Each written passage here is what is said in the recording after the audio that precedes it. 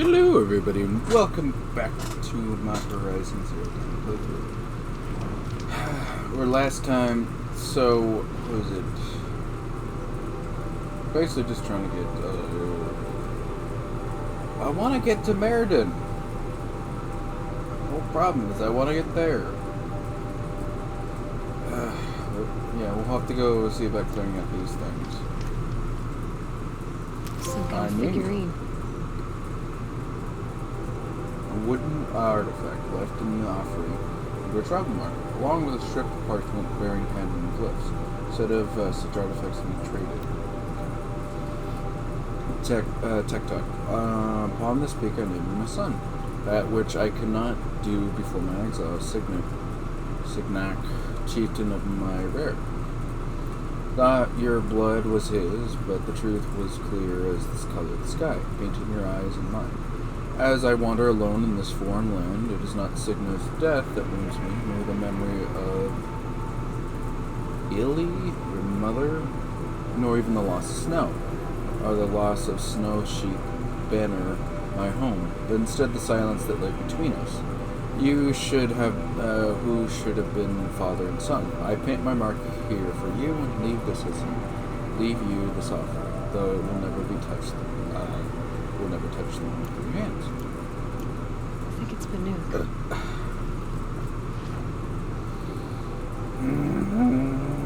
There's a lot of fucking collectibles. And the scrappers. You'll not take me alive. Fucking run! Run! Run! Like the Dickens! I'm out of here.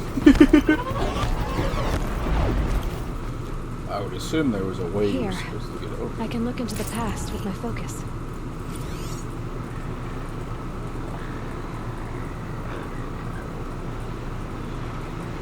Oh.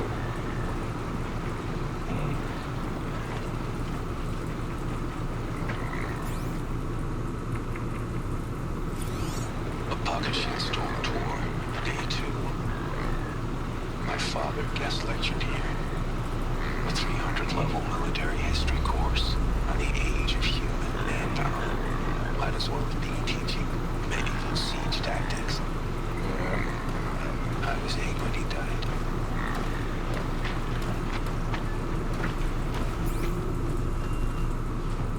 Alright, let's see. What's that? Ma, you brought me here once to see Baba teach. I didn't know it at the time, but the class was something out of the 20th century. He stood behind a lecture in a real space lecture hall, raising his unamplified voice to be heard by flesh and blood cadets seated in plastic chairs. This being 45, 46, our air forces must have already been 60 to 70% automated, but the Academy was still old school, literally.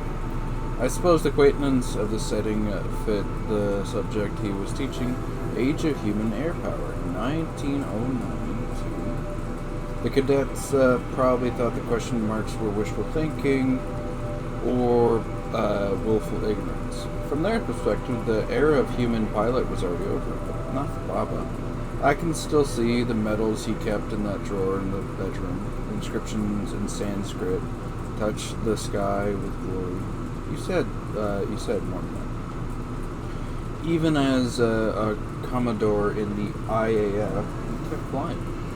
He still remembered what it was like to sit in a cockpit with his hand on the stick and his finger on the trigger. That's how he died, June 5th, 2048. At the funeral, some metallurgic international rep said, "We should be proud he died defending markets." Even then I knew that was a lie. He died defending Inish claim on the tantalum mine. That's what he died for. Why stop the truth-telling there? Really, he died because Inish wasn't rich enough to afford a fully automated fleet. Because it wasn't cost-effective to upgrade a military surplus razor wing with improved electronics warfare gear. He died because human combat pilots were just as obsolete as the crates they built. Just as expendable. When he spiraled into the jungle, our family crashed with him. For weeks he couldn't get out of bed, and then came to the hospital. Me staying with neighbors, even after you recovered.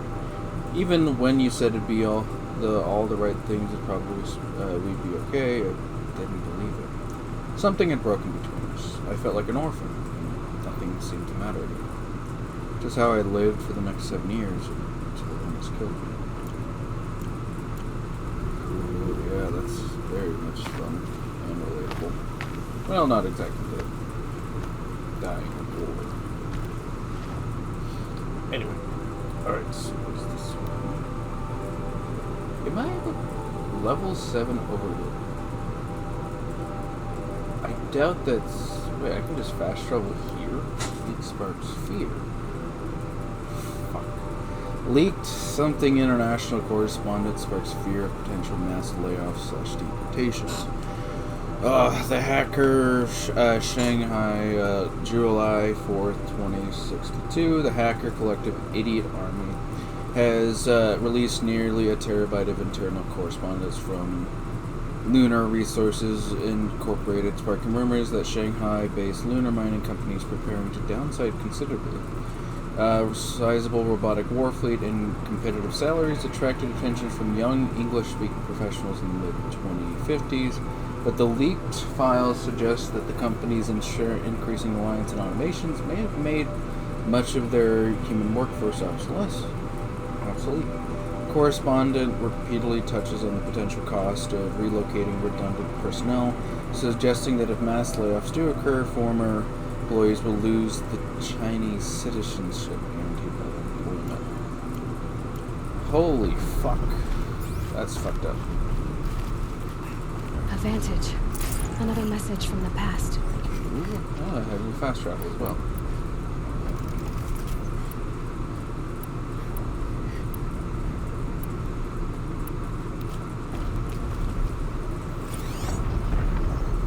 A pocket shitstorm toward day 4. It's hard to believe Metallurgic International used to be headquartered in this dreary old cigarette. Wyatt's office was on the 2nd floor from the top. If Emmett had a policy against workplace romances, he probably wrote it.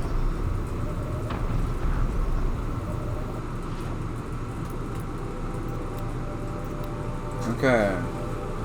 I'm on looking back, it's almost comical how much I detested Wyatt. I hated everything about him, his lumpy face, his bad skin, his calm voice, his out-of-style suits, especially his stupid cowboy name. I don't care how badly you want to assimilate. There is never any excuse for naming your kid after a gunfighter. I couldn't believe you would have replaced my Baba, a decorated combat flyer, with a corporate drone. So I made it as hard for you as I could. I was beyond cool. Accused you to your face of only being interested in Wyatt for his money. Called you my own mother, gold digger, and worse. Refused to attend the wedding. And got myself arrested the night before since the point. It took me years to understand the obvious. Of course you married him for his money. For my sake, yours.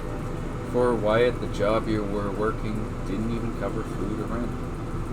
When you didn't get overtime, we slipped deeper in debt or went hungry. You literally couldn't afford to spend time at home, let alone pay for child care, rent, and nanny bought. Meanwhile, your son was out of control, a truant and a thief. Not even out of junior high and already a drug addict. If you only had yourself to worry about, I think you would have politely refused Wyatt's interest. You were no stranger to hardship compared to what you went through getting out of Colica in 2037. Simple poverty probably seemed like a cakewalk. You knew how to survive. Your son didn't. I was heading nowhere at a ramming speed. You married Wyatt to save me. For stability and opportunities his money's provide. It wound up working, not as smoothly as you hoped.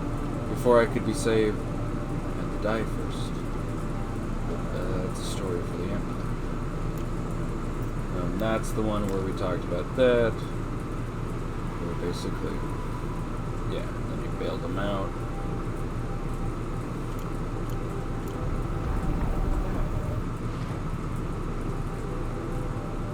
that one, I need to hit up this one. And then the next vantage point is here. There's a target to hit there too. We haven't unlocked what the hell we need to hit. Alright, so let's get the Banuk figure, and then we'll go ahead, move over here, get the metal corruption, get the vantage, and then we'll probably do that too. Let's see, 10 years after mustering out, UK vets struggle to make ends meet.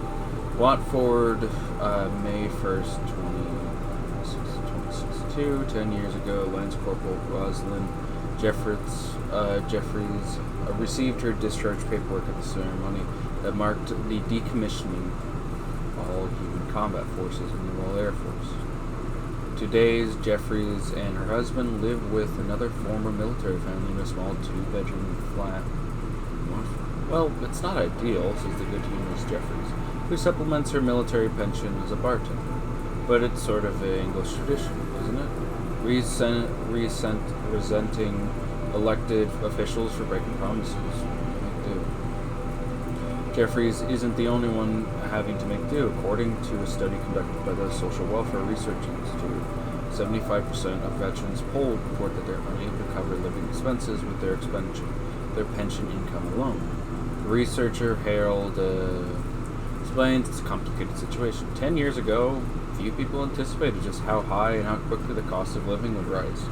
As funding of the NHS has gradually been siphoned into coffers of corporate healthcare providers, it's become increasingly difficult for veterans to access medical care. Those are just two factors of probably thousands of triplings of straits becoming so dire for veterans. But I suppose that's a little comfort to somebody who's feeding their children. Struggling to feed their children. Yeah, that world got... I don't know if I've talked about this on the channel, but fucking... Never know when I might need these. Okay, so... Yeah, there's the war going on in Ukraine and stuff like that, as well as the war going on in Gaza and stuff like that. Well, so when I was driving to work, traffic got held up, like, a lot. And I was like, what the fuck's going on?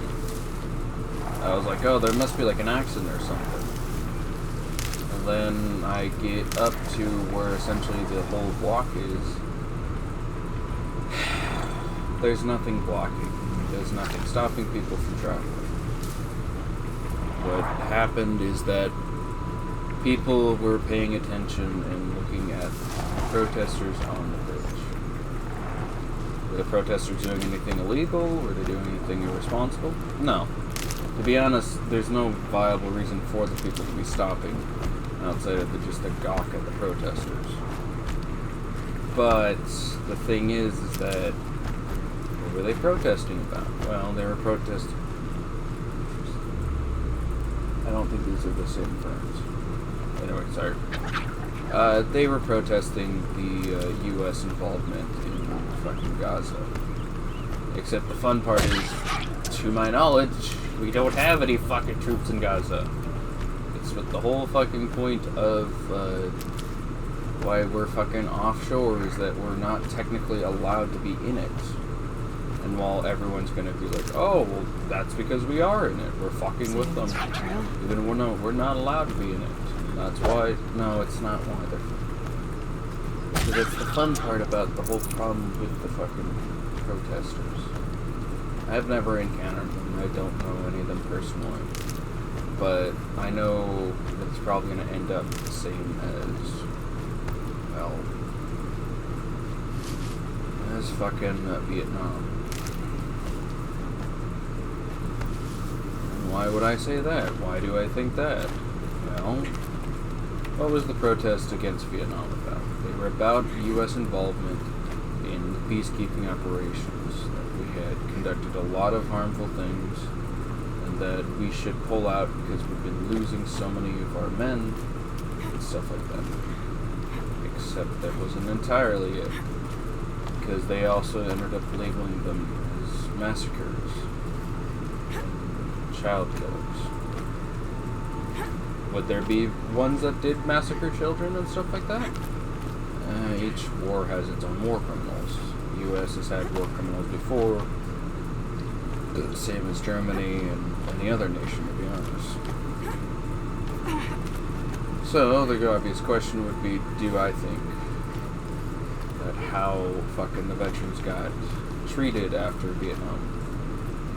No, I don't think they should have been treated the way that they were. I think that they got treated horribly. There were quite a few of them that never wanted to go to war. And they didn't even volunteer. They got drafted. But that didn't fucking matter to any of the protesters. They didn't care that they had no choice. They didn't care that there was nothing they could do unless they wanted to be arrested. Golden sculpture. A nuke, probably. Because all they would say is, oh, well, you're not man enough if you're not willing to dodge the draft and stuff like that. And it's just a bunch of other bullshit. Just say, oh, well, fuck you. You're not wanting to abide by my principles. That's just the fun part, is that I'm more than sure that's going to happen with the fucking protests right now. Is that people, because that's the fun part, we're not even involved. We're just literally there to play fucking defense. And not even in the sense of that we have troops on the ground firing shots at the enemy. We literally just have our ships over there to fucking play interception. Literally. And then that's the fun part, is everyone's like, oh, and I just, it's honestly kind of like seeing a real-time Vietnam shit. And the whole point of fucking talking about that stuff is that we don't want that to happen again. So people are constantly wanting it. They'll ignore the fact that people did not want to go to it. They'll ignore the fact that people did not join the army to go specifically to this or stuff like that. Because as far as they're concerned, they're all evil people. They don't care. They don't care if you have a life. They don't care if you have anything. That should point to the fact that you really shouldn't be harassed and stuff like that. All they care is that you are part of it, even if you never intended it. Anyway, my claim. TikTok, as the month of my exiles turned to years, I thought long on what kept me from claiming you. Such a call could only be settled in blood by the death of Signar, our chieftain, or my own. It is true I fear this battle and his strength, but not as much as I feared its aftermath.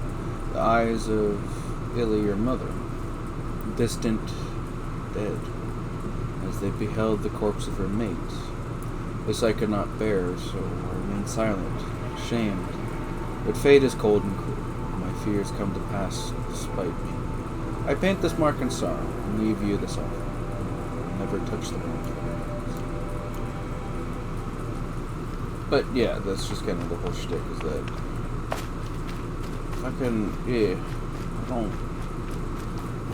history is repeating itself quite a bit.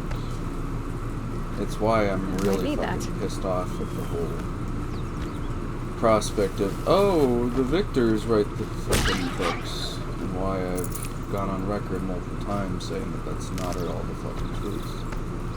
It's because people that do want the books to be written differently. They want it so that nobody actually fucking questions it. And they're screwing with shit. Just because they want people to fucking follow them for justice and all that.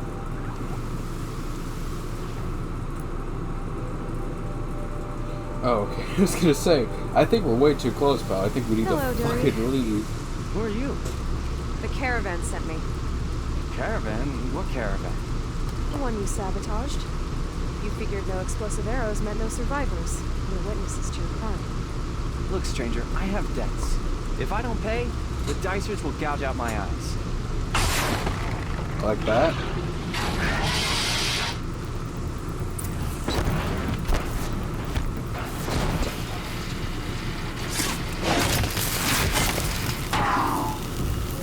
Alright. Isn't he dead? Oh, he's not. Can't be too prepared. So what do you think? The Dicers still come after you? Caravan. Did they live? Yes. I got to them in time. Thank you. As I turn and embrace the sun, and he burned away my sins. What a waste. At least he died better than he lived. Yeah. Good, let's see. To tangle or untangle the willow, it's up to the wind.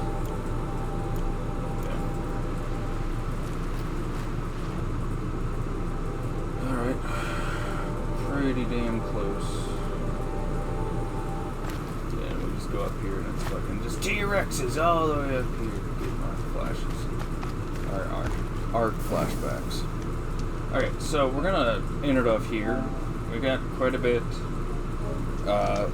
We did all of those stuff, and then all we have left is we could screw around with that, but I would primarily like to go through here. We need to cover some of that.